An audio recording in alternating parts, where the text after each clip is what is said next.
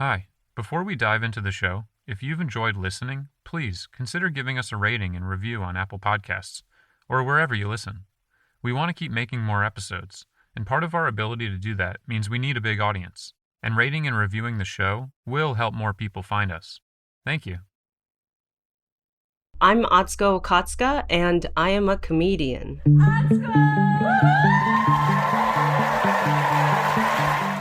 Atsuko is a comedian who embraces the many platforms of the digital age.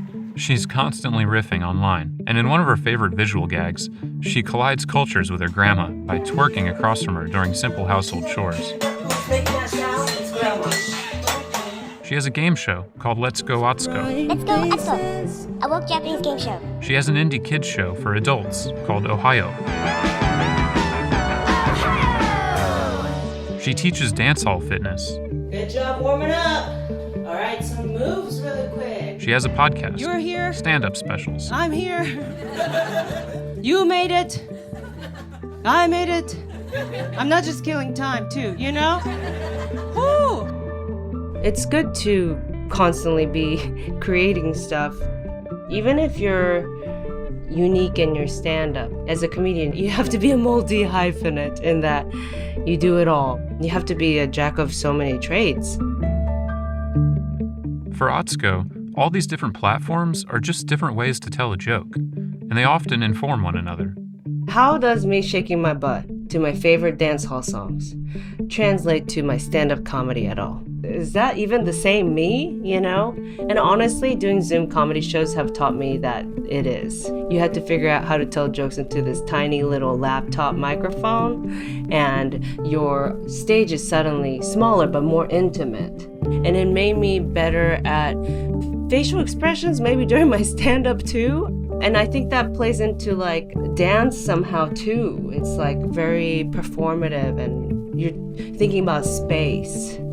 Even with these different forms of telling jokes, the traditional stand-up routine is Atsuko's bread and butter, and a stand-up appearance on the late-night circuit is still the crown jewel in a comedian's career. Please give her a warm welcome, the incredibly talented Atsuko Okatsuka, everybody! Just last week, Atsuko's efforts as a multi-platform, multi-hyphenate artist culminated in her late-night television debut on The Late Late Show with James Corden.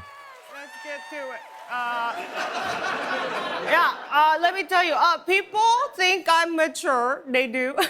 People think I'm mature because I'm married. Yeah, but I would argue that getting married is the childlike thing to do.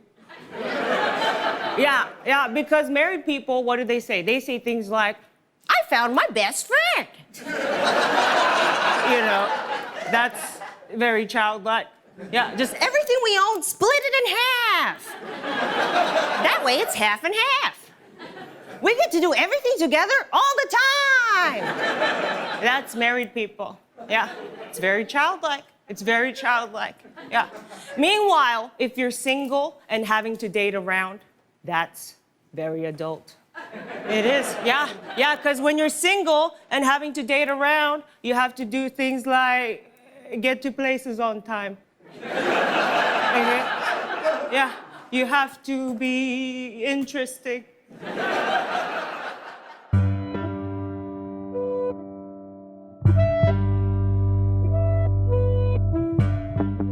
I'm Joe Skinner, and this is American Masters Creative Spark.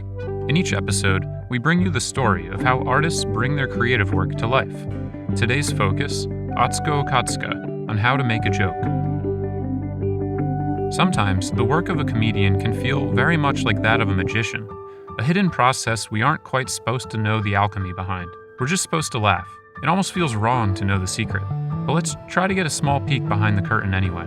Tell me when we've started and I'll do that whole switch, you know, where my eyes glaze over and I turn into podcast mode. You can now step into character. Okay, ready.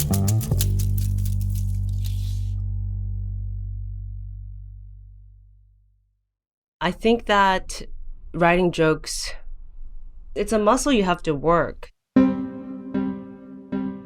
Comedy makes me so happy. I almost nerd out about it.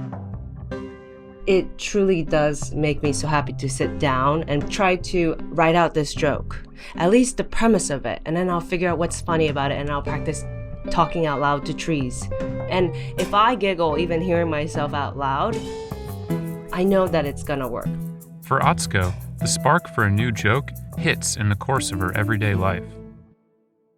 So my husband and I were FaceTiming with a friend, having drinks, and we were just laughing, but also talking about current events. And we just started talking about how scared people are of the slogan, defund the police. And I just started talking about how in Japan, the cops don't even have weapons. In fact, they have cute royal blue uniforms with like white gloves. They look like Disneyland cast members. And all they do is stand in the streets and give directions to people. I was like, yeah, what if we do defund the police? We make it sound less scary. You know, if there's an actual crime, you send in the real cops. And I was like, do you think we can just pause really quick while I say this out loud into my voice recorder? So Atsuko took out her voice recorder, walked outside on her porch, and told a joke to the trees. Okay, this is what I mean by defund the police. I mean, take weapons away from the cops, put them in the streets, in the communities, and all they do is give directions like the cops do in Japan. And if gets crazy from then on, then people can call the real cops. And by real cops, I mean Zumba moms. And it might turn you off at first because you're like, oh no, she's going to talk politics. But it gets crazier and crazier and crazier. Zumba moms who are like, this is my spot. I dance here every week. That kind of person. The person that'll be like, don't talk to me like that. Do you know what you did wrong? Yeah, you hit a woman. You hit a woman. You want me to call your dad? I know your dad. He's my Zumba instructor. That kind of Zumba mom, okay? They got strong thighs. They're always on time. Okay, Zumba moms, front line of defense. And if that doesn't work, we send in our last line of defense. Comedians with bits. I think that'll at least distract the person for a little bit.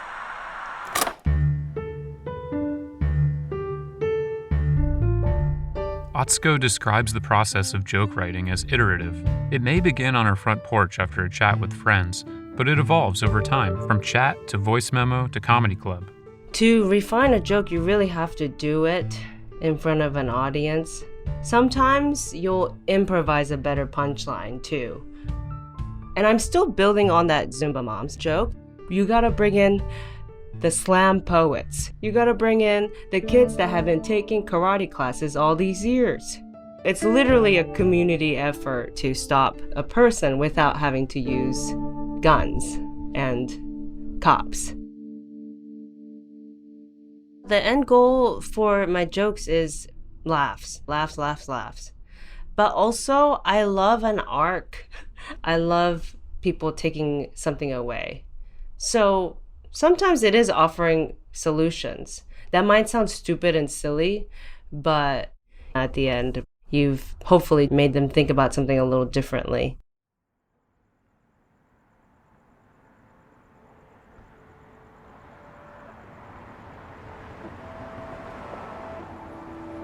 Atsuko Okatsuka has described her comedy, much like her Zumba joke, as a healthy mix of absurdism and optimism.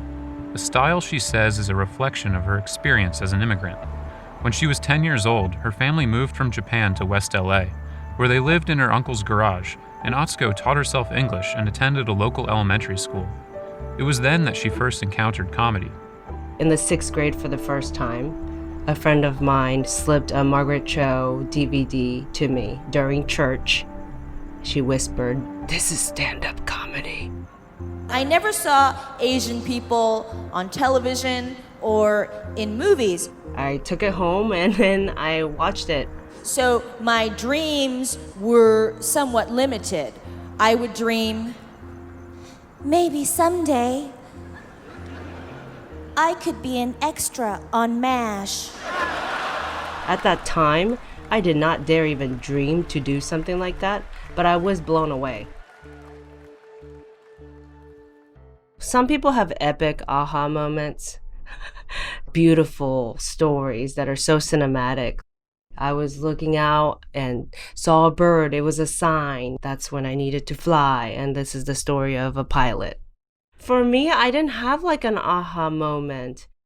I always knew that stand-up comedy was an art form I loved watching. And I did always like making people laugh. So I think it was just a combination of those things. The aha moment was I did so poorly in school that I failed in a big way, which was dropping out of undergrad, going to open mics instead, and my family doesn't know. Although Atsuko now lives on her own, her family is still a really important part of her work. Her grandma, Grandma Lee, is deeply enmeshed in much of her online presence in comedy. Even if it's a 30-second video, I like a beginning, middle, and end. It'll start with my grandma drumming to the beat of the song with sweet potatoes in her kitchen. And her grandma? She may just be the secret sauce for Atsuko's comedy. She's always serving as the deadpan straight man for her bits. Hit it, girl. Boom, boom. Hit it, girl. Yeah. Woo, Boom, get it. Boom.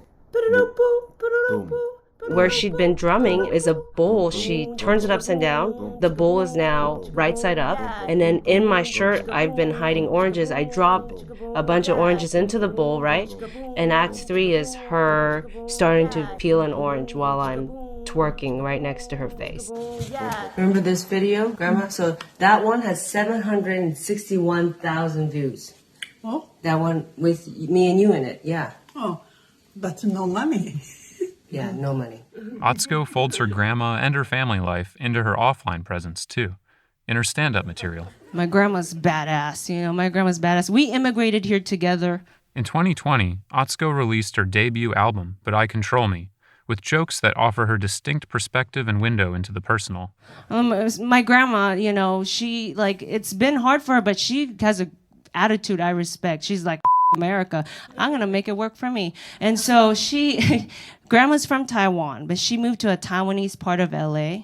So anytime she runs into someone who doesn't understand her, it's their fault she doesn't speak any English. And that's badass, you know what I mean? She's like, why don't you speak Chinese? We're in Arcadia. I'm like, damn, that's gangster. It's badass. What drives me towards doing personal comedy, it really is the only time I feel like I can be most myself in my art. Sometimes I wonder if I should talk about politics more or more observational things, I did talk about defund the police, but it's still very much an excuse for me to be silly.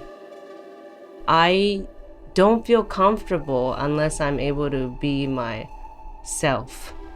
And honesty and letting people into my life is the best way that I can serve.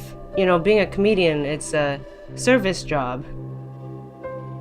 You're entertaining people at the cost of your stories, your perspective.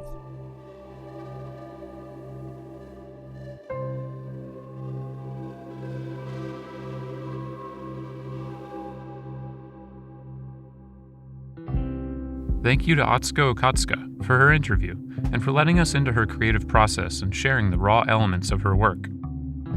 Join us next week for our next episode as we continue to look into how artists make their work and the creative spark that drives them.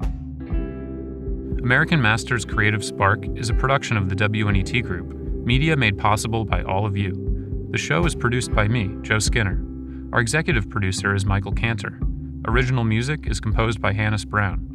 Funding for American Masters Creative Spark was provided by the Anderson Family Charitable Fund and the Corporation for Public Broadcasting.